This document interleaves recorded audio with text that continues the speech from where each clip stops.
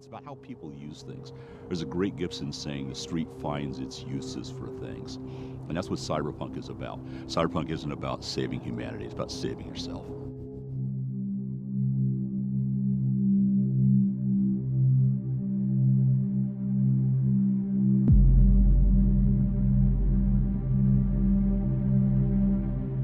Johnny Silverhand, rocker boy, deserter, a hero, and a legend.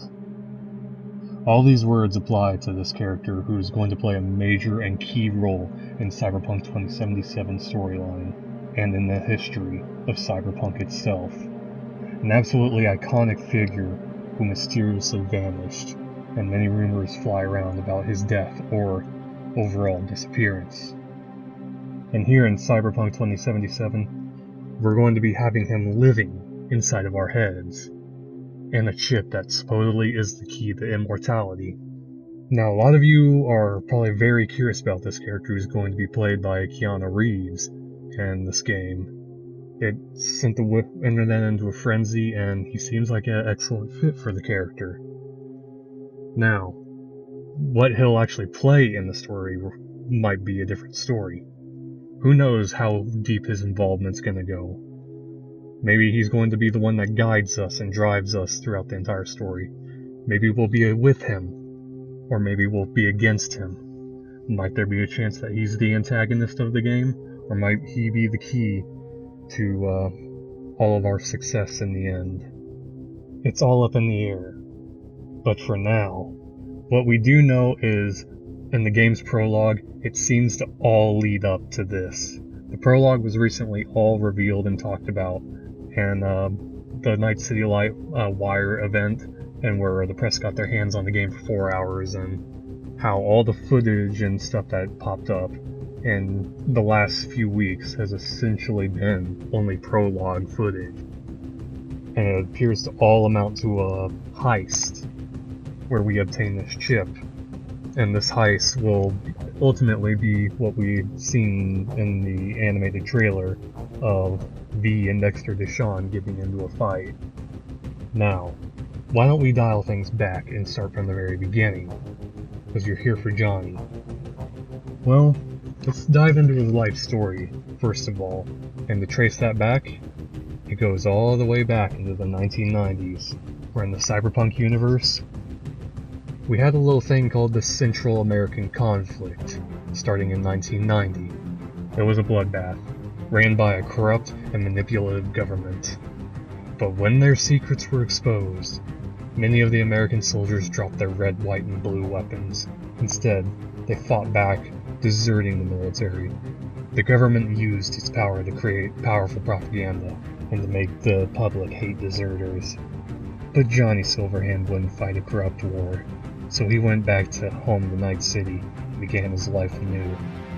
The military forever changed his life, and even changed his name, Silverhand. And that's where it comes from. A cybernetic arm that replaced the arm that he wound up losing in the war. And as every moment would remind him of his mission, rebellion. His rebellion came in the form of a band called Samurai. Samurai was a band made up of these members: Johnny Silverhand, Carrie Eurodyne, Denny, and Nancy Bess Isis, and Henry. His music was revolutionary and the world loved him. He rose to the top of the charts in record time with his band, but Samurai couldn't last forever. Their keyboard player Nancy was in an abusive relationship at the time, and when she couldn't take it anymore, she wound up pushing her abusive boyfriend out of a window and was taken to prison. And without her, the band wound up splitting in 2008. But Johnny Silverhand was still one of the most popular musicians at the time. He planned to use his star power to begin a solo career and continue his push of anti-corporate and anti-government messages. DBS Music, the company that wanted him to sign on, was so desperate that they threatened him and blackmailed him. They threatened to even reveal that he was a deserter, which, in that time of red, white, and blue, was kind of a terrible thing to be labeled as. But, instead, Johnny Silverhand wound up signing on with Universal Music, and released an entire album called Sins of Your Brothers, admitting that he was a deserter, and revealing all the terrible things that the government ordered. The album was wildly successful, and changed the public perception of what it meant to be a deserter, and Johnny Silverhand was not even at the height of his career yet. Now in 2020, everything changed for Johnny Silverhand. He was on a walk with his girlfriend, Alt Cunningham, who will be playing a key role in 2077 and supposedly even meeting her. And when they went on this walk, she was suddenly kidnapped by thugs working for the mega corporation of Arasaka, another key player in 2077. They wanted to use Alt Cunningham for her incredible talent as a programmer. They wanted to make her a software called the Soul Killer that would be able to copy and download any netrunner's mind. It was a dangerous software that would have killed anyone whose brain they wanted to copy. Let that sink in for a moment. And let's look at the fact that Johnny Silverhand is a hologram and on a chip in this game. Just bear that in mind, okay? We're probably be seeing this come up again. Anywho, Johnny Silverhand made a plan. He gathered a strike team to infiltrate the Arasaka offices so that he could save Alt Cunningham. On top of that, he called in a favor from all the members of his old band. So, Samurai gathered once more and performed an entirely free show. The show was right in front of the Arasaka offices in Night City. So you can imagine what that's like. A rocker boy, one of the classes of cyberpunk who has such a power with their music that they can rally the masses and bring in people to, work on their side, sway the people with the power of words and music. That is the power of a rocker boy. And he's doing it right in front of a mega corporation's main office.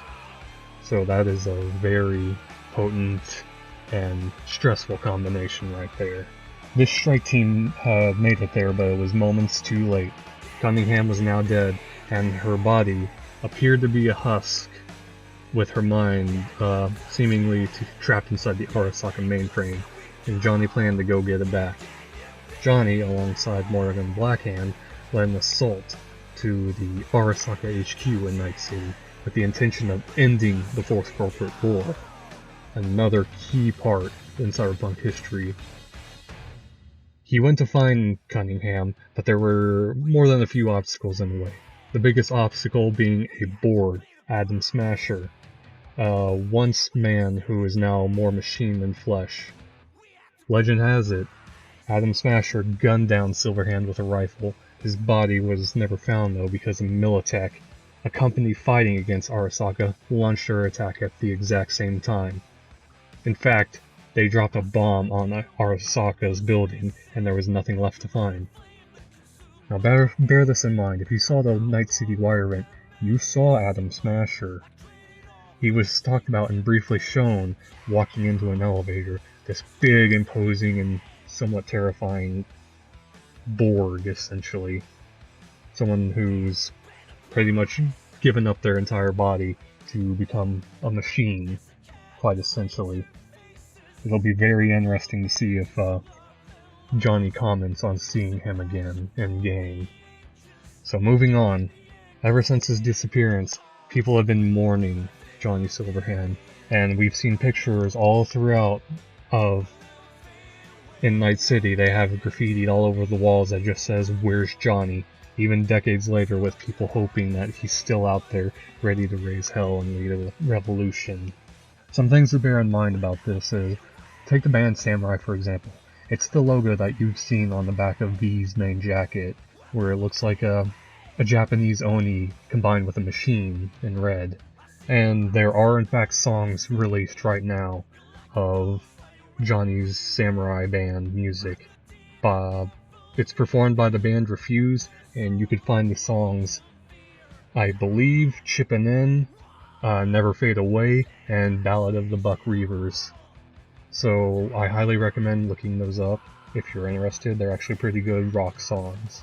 As for Johnny himself, the other thing that we'll keep in mind is he's going to be with us throughout this game, and he will be interacting with us, and we're commenting on our actions and stuff, and we'll be able to converse with him.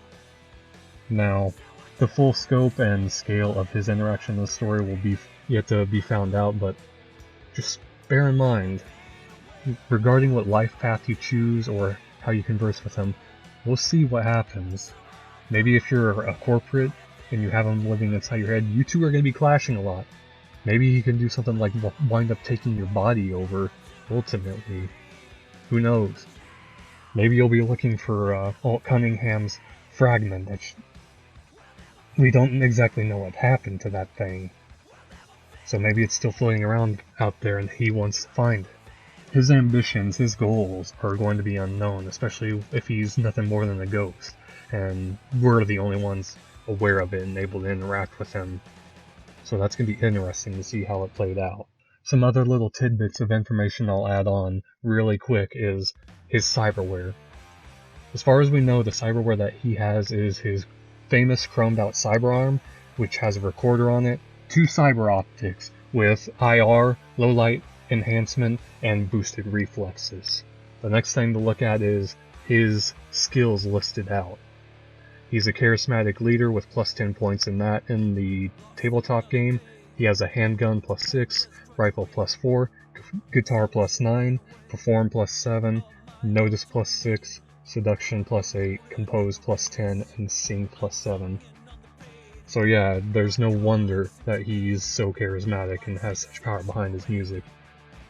He's got very high stats in that respect, and very high combat specs, it looks like, especially for a rifle and handgun. It's also listed that he wears a heavy armor jacket, a light helmet, an HK and PK 11, and an Arasaka Rapid Soul.